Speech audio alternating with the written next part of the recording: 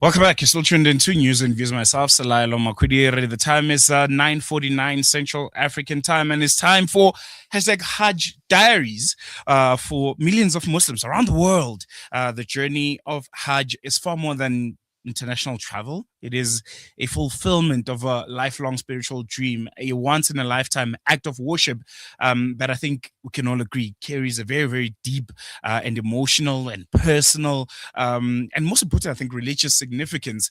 And for many South African Hujaaj that are departing in the next coming days, it is becoming, I think, a really time for reality to sink in. They're finally answering the call to Mecca, and as I mentioned, is now starting to sink in. You can feel it in conversations that are being had. If you're in an airport quite recently, I think you can see it across homes and masjids. Families are preparing for emotional farewells as I think most importantly, first-time pilgrims embark on one of Islam's most sacred journeys. You could tell, man, final luggage checks and visa preparations and just a general spiritual readiness and those heartfelt duas. The atmosphere amongst the Hujjaj is filled with a lot of gratitude, is filled with a lot of anticipation, and I think most importantly, reflection. This year's Hajj 1447 comes at a time when global Muslims travel has expanded quite significantly following the major infrastructure upgrades, crowd management, I think intentions that we're seeing in Mecca. And we're going to be having this segment. It's called Hajj Diaries. Every year around this time, we speak to the Hujjaj who are going to be making their way for that holy pilgrimage to Mecca. We're going to be talking about how they are preparing for it. We're going to be talking about how they are readying themselves for this very, very auspicious time and this very, very auspicious moment in their lives. Some of them having waited a lot of years, and it's all culminating right now. And for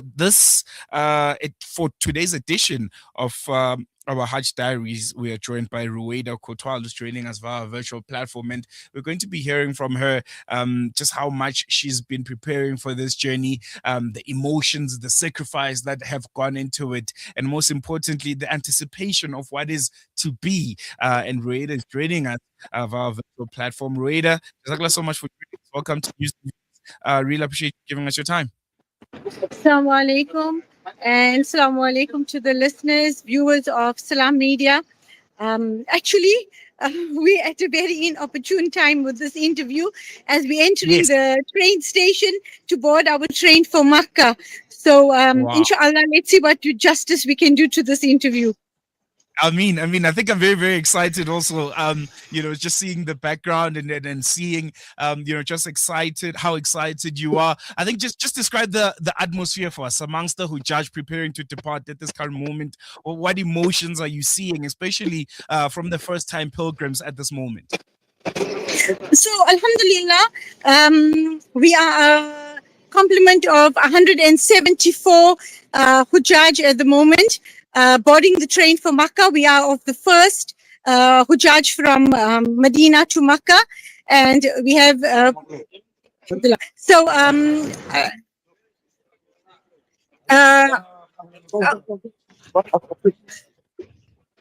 sorry, just going through the security check. No worries. Yeah. Part of your journey also. It feels like we're there with you. Yes. So the programs are all just going up to the platform. A lot of excitement. Some are very nervous, some are anxious, obviously because of not knowing what to anticipate and what it's going to be like, what the crowds are going to be like. But on the whole, having had 9 days in Medina, it was very, very exciting. It was very fulfilling spiritually for all of them. So, inshallah, everybody's awaiting the Umrah. Let's talk about you, I think, for a moment personally. This is a journey that is very, very sacred. What does it mean to you? What kind of, preparations do you put in place for such an auspicious journey, a journey of a lifetime, essentially, that every Muslim looks forward to? So, brother, look, in my case, because I'm representing Rawaf Mina as a guide, this is the first time doing the duties of a guide, or fulfilling the duties of a guide, in the sense that because of Nusuk, this is the first time for us. But having had the experience um, uh, of doing other Hajj missions previously, Alhamdulillah, um, we kind of have the background knowledge of what to do and how to experience it, and obviously how to guide the other pilgrims along with their journey. And you speak about this new Nusuk system. I think it's the first time that a lot of Hujaj will be experiencing it. Just give us insight, for those that are still going to be embarking on the journey. How different is it from how traditionally Hajj has been performed over the years to this new system right now? Alhamdulillah, in my own personal opinion, it's very much similar, except that the initial stages of verification and purchasing your package was very much an individual thing, as opposed to previously when Hujaj had to go via a travel agent. But as it's unfolding on the ground, the service provider companies are doing exactly what we used to. The transfers, they're making sure that Hujaj are comfortable in the hotels. The services are very good. The commuting is good. Like right now, it's been such a seamless journey. The processes are streamlined, Alhamdulillah. So for us, it's unfolding very much similarly to what we've experienced previously. No, mashallah. Let's talk about advice. You still have other Hujaj that are still in South Africa that are going to be embarking the next few days.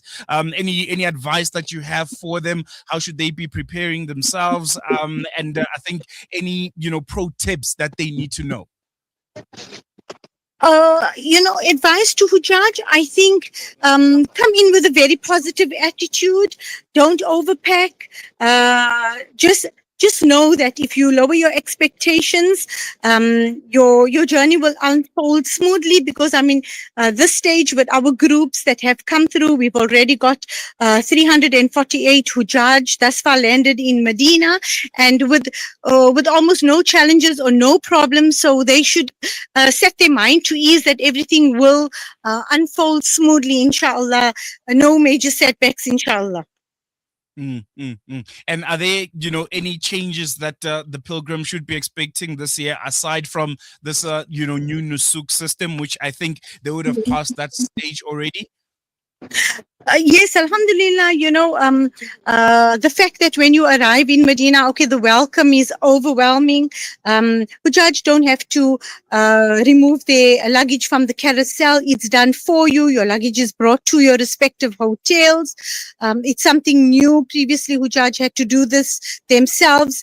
So I think under the Nusuk, there's a lot more services that we can see, which was previously handled by agents. But I think, on the whole, I think they will have a very fruitful experience, inshallah, because there's a lot of new positives. Lastly, before I let you go, any message, for South Africans that are still going to be embarking, those that are going to be spending this period at home, unfortunately, waiting for their turn, waiting for their call to be answered?